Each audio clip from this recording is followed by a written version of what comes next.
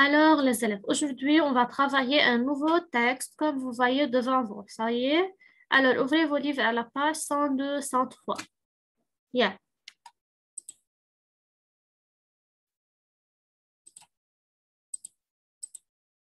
Donc, on a déjà travaillé la CO la fois passée concernant Albert Einstein. Donc, aujourd'hui, on va parler d'un autre personnage qui est célèbre. On va voir c'est qui. Tout le monde a ouvert son livre à la page 102.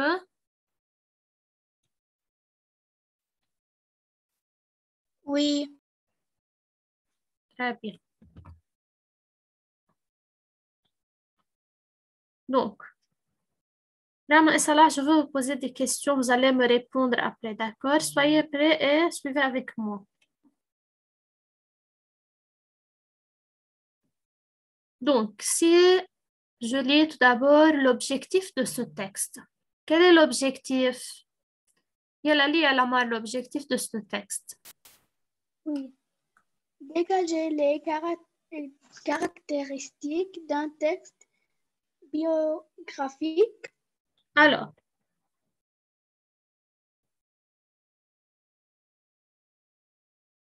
dégager les caractéristiques d'un texte biographique.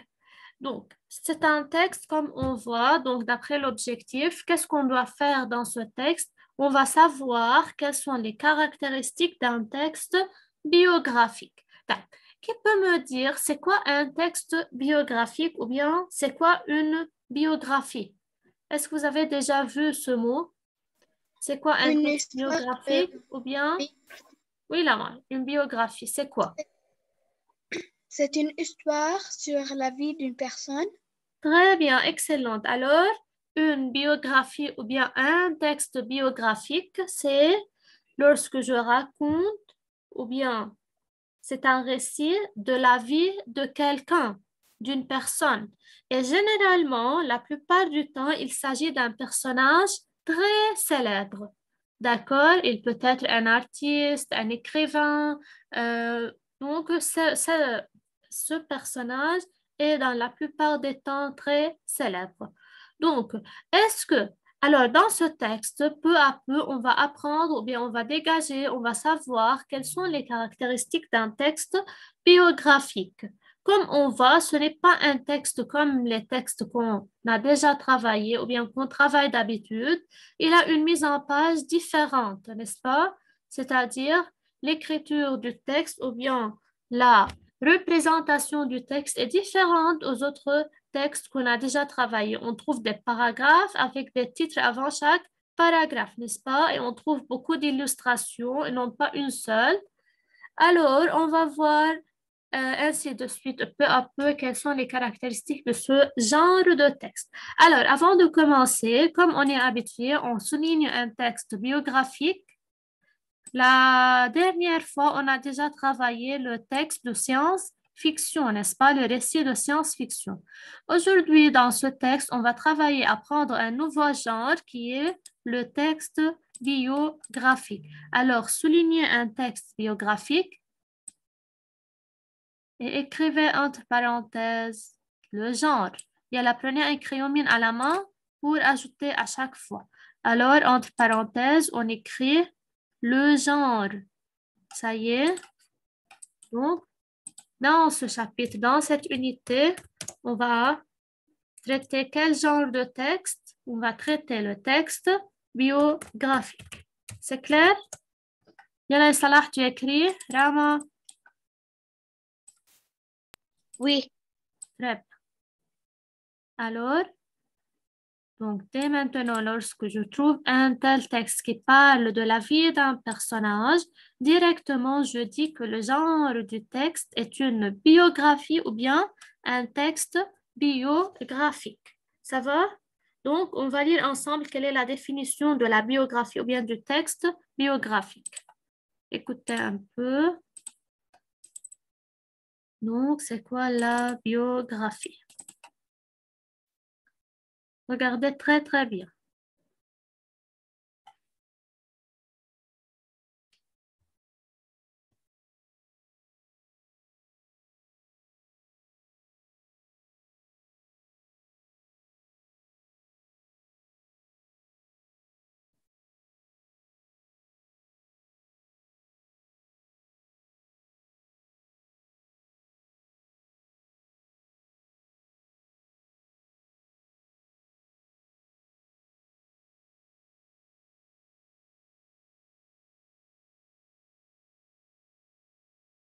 Vous voyez l'écran, les élèves, ou non? Non. Il y a une minute. Alors, s'il te plaît, Lamar, tu peux lire la définition de biographie. Qu'est-ce qu'une biographie? Suivez très bien. Yeah. Qu'est-ce qu'une biographie? Le mot biographie est composé de bio Comme dans biologie, qui veut dire vie et de graphie comme dans orthographe qui veut dire écrit. Ce mot signifie écrire la vie. la vie. Une biographie Une biographie. est donc le récit de la vie de quelqu'un. La plupart du temps, il signifie une personne très célèbre. Un personnage très célèbre. Très bien. Alors, je répète un peu. Le mot biographie, comme vous voyez, il est formé de deux mots. Le premier vient de bio. D'accord? Le premier mot, c'est bio. C'est quoi la bio? Bio, c'est-à-dire la vie. Et le deuxième mot, c'est graphie. C'est quoi graphie? C'est-à-dire écrire. Donc, biographie, c'est-à-dire écrire la vie d'une personne, n'est-ce pas? Et donc, la biographie, c'est quoi? C'est le récit de la vie de quelqu'un. La plupart du temps, il s'agit d'un personnage très célèbre. D'accord? Donc, généralement, lorsque je parle d'une biographie, alors je parle d'un personnage qui est très célèbre. C'est clair, Yarama et Salah, c'est quoi la biographie? Oui. Très bien. Alors, je veux seulement vous donner la différence entre, lorsque je parle de la vie entre quelqu'un, la vie d'un personnage, ou bien si je parle de ma propre vie. Alors, on est d'accord que lorsque je veux parler de la vie d'une personne ou bien d'un personnage célèbre, je parle de la biographie, n'est-ce pas? Mais si je veux raconter ma propre vie, c'est-à-dire la vie propre à moi-même et tout ce qui se passe avec moi-même, est-ce que je parle toujours de la biographie?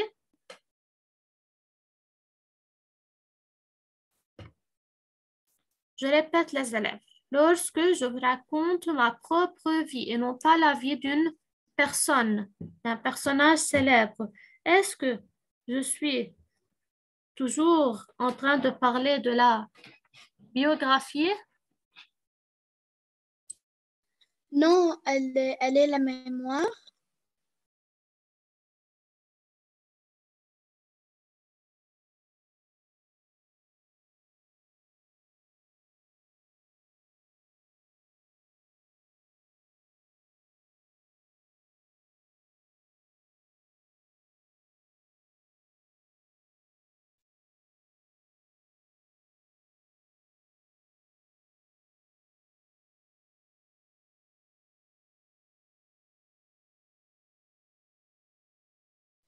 Madame, tu m'entends?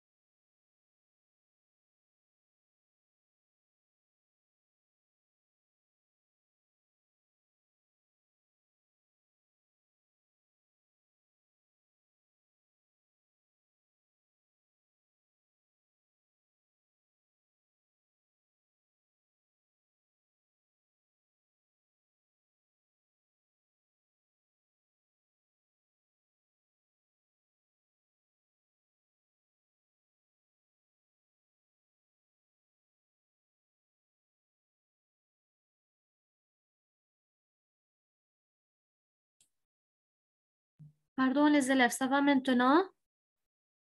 Oui. Alors, j'ai un problème de connexion. D'accord. Alors, j'étais en train de dire quelle est la différence entre biographie ou bien la biographie, on est d'accord que c'est lorsque je raconte la vie de quelqu'un, d'un personnage ou bien d'une personne célèbre. Mais ma question, lorsque je raconte ma propre vie, c'est-à-dire je parle de moi-même, est-ce que je parle toujours de la biographie? Ou bien c'est quoi? Non, c'est ma mémoire. La mémoire, d'accord, mais c'est plutôt, on a un mot spécifique à cela, c'est l'autobiographie. D'accord? La biographie et l'autobiographie. D'accord? Ce sont deux termes de sens contraire. Plutôt, c'est-à-dire, il y a une différence entre biographie et autobiographie. Il faut apprendre ce mot. La biographie, je parle de la vie d'un personnage, ce n'est pas de ma propre vie. Mais par contre, l'autobiographie, c'est lorsque je raconte ma propre vie. D'accord? Auto, c'est-à-dire soi et soi-même et bio, c'est-à-dire vie, graphie, écrire de même. Mais maintenant, je raconte ma propre vie. Ça va les élèves? Alors, c'est la différence. Ne confondez pas entre biographie et autobiographie. Ça va? Donc, dans ce texte, je ne parle pas de moi-même, je parle d'une personne, on va voir c'est qui. Alors, je suis en train d'écrire une biographie. C'est clair? C'est compris la différence entre les deux mots? Oui. Est-ce que quelqu'un connaît des personnes, des personnages célèbres? Est-ce que vous avez déjà connu des personnages célèbres? Qui peut me citer le nom ou bien des noms de personnages célèbres? Peut-être qu'on a déjà vu, peut-être que vous-même vous les connaissez. Bien.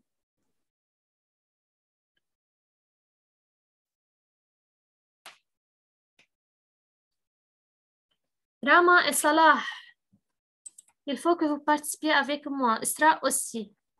Oui. Je n'entends que Lamar en classe. Madame, c'est Neil Armstrong. Très bien, Neil Armstrong.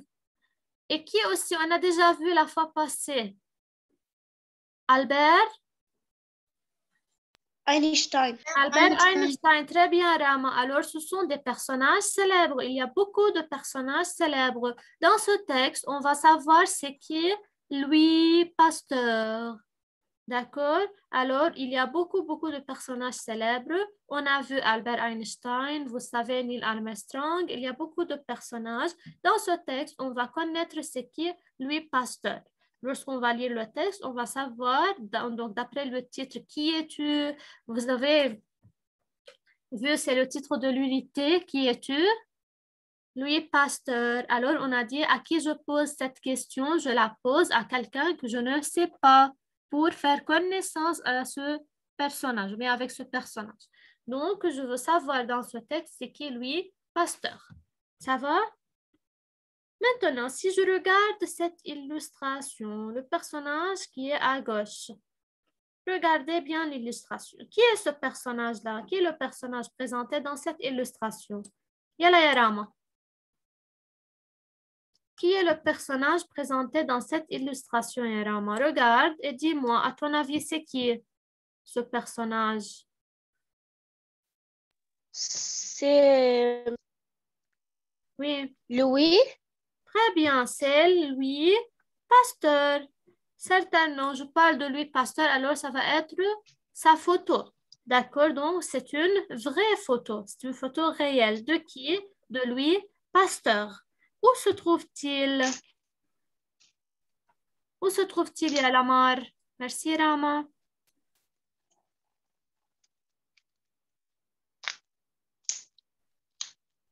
Quoi, madame? Oui. Je viens de dire où se trouve Louis Pasteur, d'après l'illustration. Il est assis sur une chaise. Très bien, il est assis sur une chaise, sur un fauteuil, ça ne se voit pas très clairement, mais on peut dire il est ou bien dans sa chambre, dans son institut, donc on ne peut pas savoir parce qu'il n'y a pas des indices très précis. D'accord? Alors, c'est Louis Pasteur. On va voir c'est qui Louis Pasteur. D'accord? Et regardez l'illustration qui est à côté du titre. C'est le virus de la rage. Virus de la rage. Donc, d'après cette illustration, est-ce qu'on peut connaître le domaine de Louis Pasteur? Que fait-il dans la vie? Je parle de virus. Ça concerne le domaine de... Virus médecin. Très bien, ça concerne le virus de la médecine. Donc, lorsque je parle du virus de la rage, c'est quelque chose qui concerne la médecine.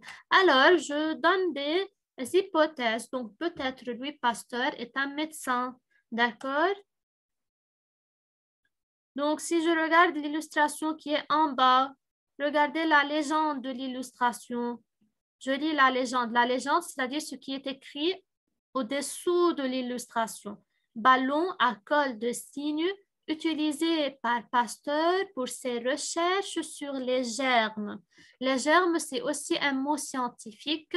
Les recherches. Donc, peut-on dire que aussi Louis Pasteur est un chercheur célèbre, n'est-ce pas? Donc, ballon à col de cygne utilisé par Pasteur pour ses recherches sur les germes. Où je peux trouver ces ballons à col de cygne? Je peux les trouver dans un laboratoire. Et le laboratoire, ça concerne aussi la science, n'est-ce pas? Donc, ballon à col de cygne utilisé par Pasteur pour ses recherches sur les germes. Donc, on peut dire que Pasteur, il fait beaucoup de recherches et plus précisément dans le domaine de la médecine. D'accord? Donc, écrivez ou bien soulignez ici ce qui est en bas de l'illustration et écrivez la légende. Toujours lorsqu'il y a quelque chose qui est écrit sous l'illustration, je parle d'une légende. C'est quoi la légende? La légende, c'est-à-dire, elle me donne des informations, elle m'explique qu'est-ce qui se trouve dans l'illustration. Ça va? Alors, j'appelle ça la, ou bien une légende, ou bien la légende. D'accord? C'est quoi la légende? La légende, c'est tout ce qui est écrit sous l'illustration. Et comme vous voyez, dans ce texte, on n'a pas seulement une illustration, il y a beaucoup comme vous voyez. D'accord?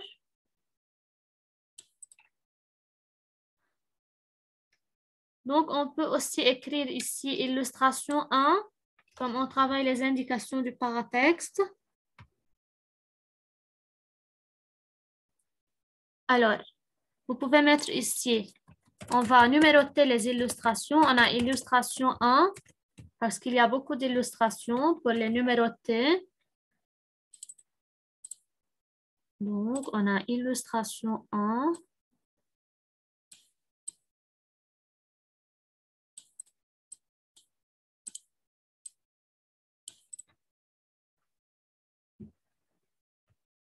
Ici, on a l'illustration 2 qui est celle de Pasteur.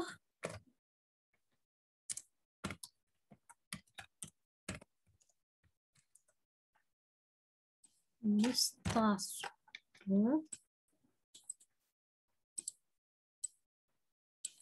Les élèves, laissez le crayon mine à la main et écrivez avec moi, d'accord? Oui. Donc, c'est l'illustration 2. Pardon. C'est la troisième illustration qui sont les ballons à col de cygne.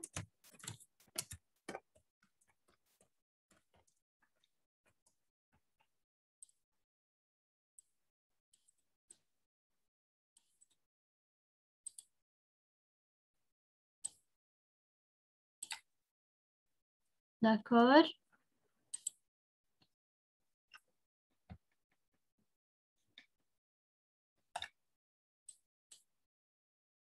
Alors, si je passe à la deuxième page, donc ici dans l'illustration 1 aussi, on a une légende qui est virus de la rage, d'accord? Parce que si j'ai l'illustration toute seule, est-ce que je peux savoir c'est quoi? Donc non, la légende toujours donne des indications sur l'illustration.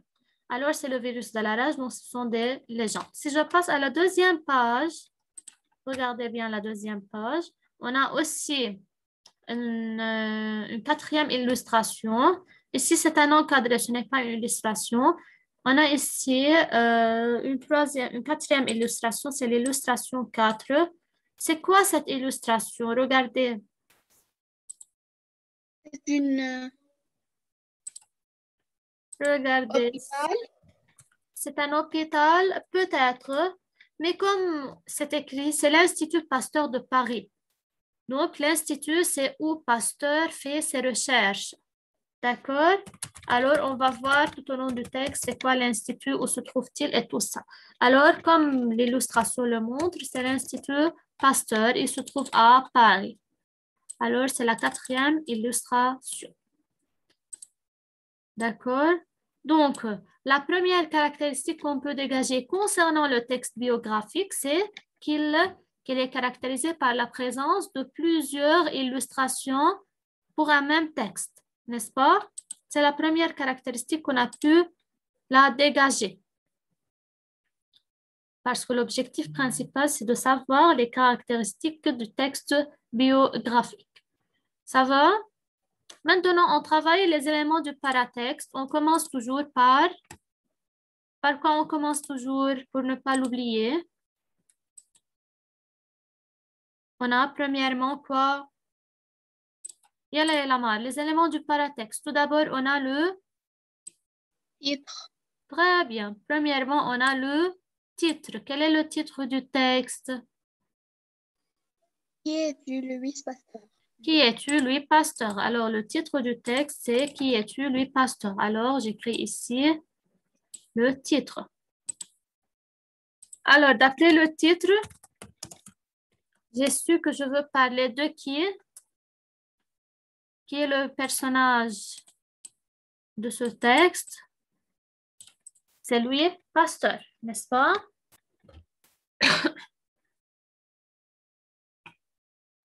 Donc, on a déjà dit les illustrations qui se trouvent. Je passe maintenant à la deuxième. Il n'y a plus ici d'éléments du paratexte. Je passe à la deuxième page. Qu'est-ce qu'on a?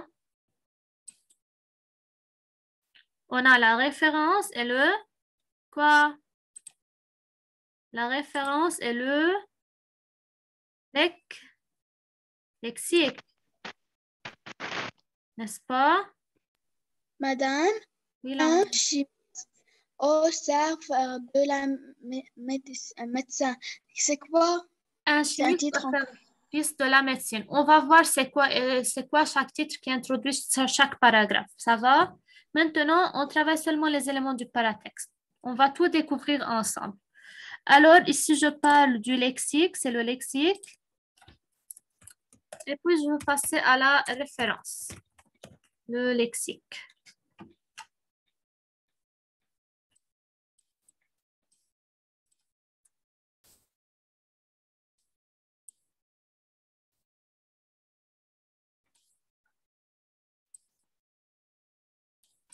Donc, c'est le lexique. Et puis, je veux agrandir pour bien voir la référence.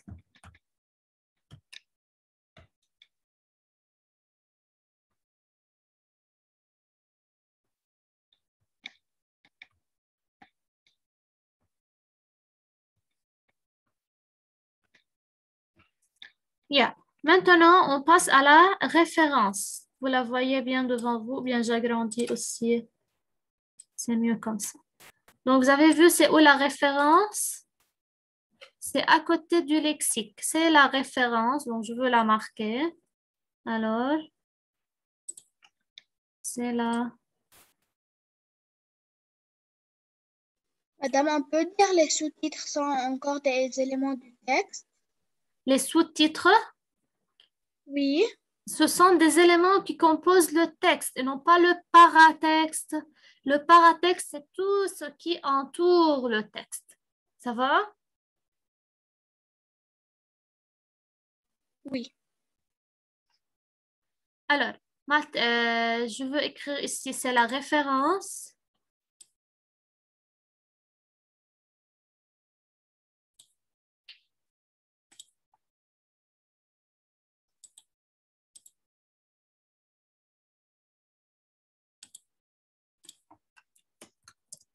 Yeah. Qu'est-ce que je trouve premièrement dans la référence? Le nom de l'auteur. Merci beaucoup, Lamar. Tu as un +1 aujourd'hui parce que tu es la seule qui participe avec moi en classe. Alors, c'est la référence.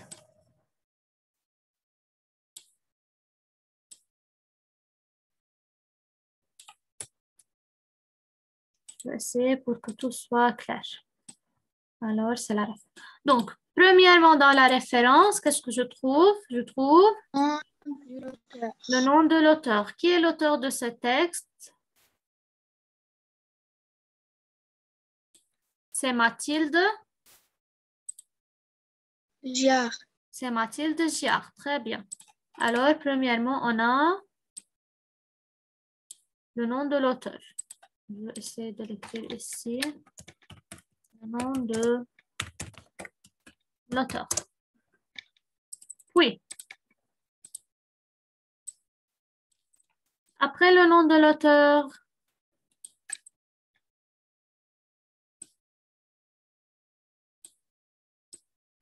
extrait d'histoire vraie. Extrait, c'est-à-dire ce texte est relevé. De quelle revue? Maintenant, je parle de revue et je vais vous dire pourquoi. Ce n'est pas un ouvrage, un grand livre d'où j'ai extrait ce texte. C'est une revue, c'est-à-dire une sorte de presse, de magazine, de journal. D'accord? Alors, histoire vraie, c'est le titre de la revue. Ça y est? Alors, histoire vraie, c'est le titre de la revue.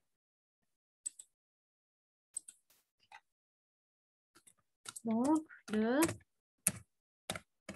titre de la revue.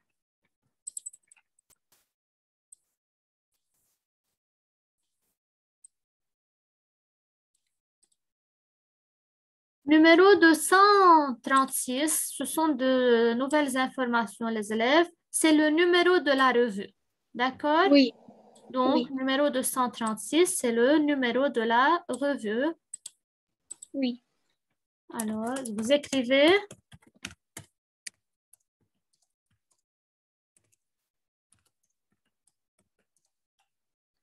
Alors, c'est le numéro de la revue.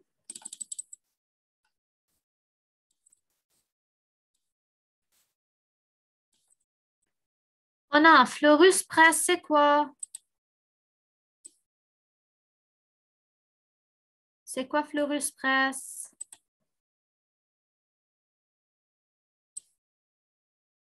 C'est la collection. Très bien, c'est la collection. Alors, c'est la collection. Et finalement, on a février 2014, c'est La date. C'est la date de parution. Excellente, il y a la marge. Donc, février 2014, c'est la date.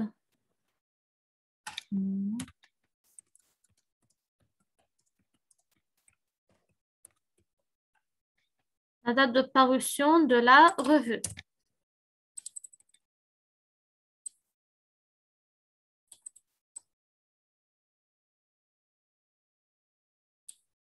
Je vais essayer de mettre...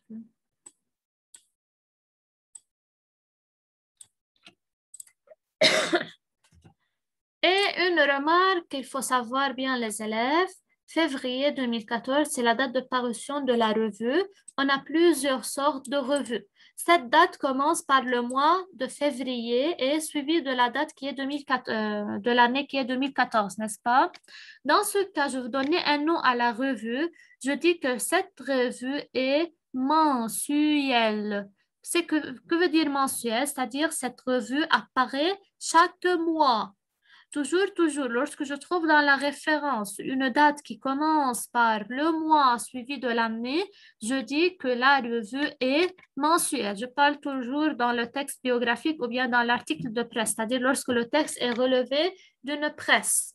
Ça y est? Alors, je répète, la revue est mensuelle. Que veut dire mensuelle? C'est-à-dire elle apparaît chaque mois. Ça va? Donc, demain, on va voir toutes les revues, c'est-à-dire quelle est la différence entre chaque revue et on va les écrire.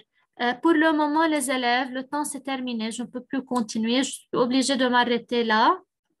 Demain, on va continuer la suite. On va commencer l'explication du texte. D'accord? Donc, je ne veux rien vous donner pour demain. Ça va, les élèves? Est-ce que quelqu'un a des questions avant de quitter? Tout est clair?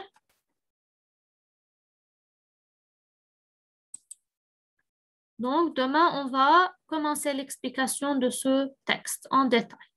C'est clair? Au revoir. Au revoir, à demain.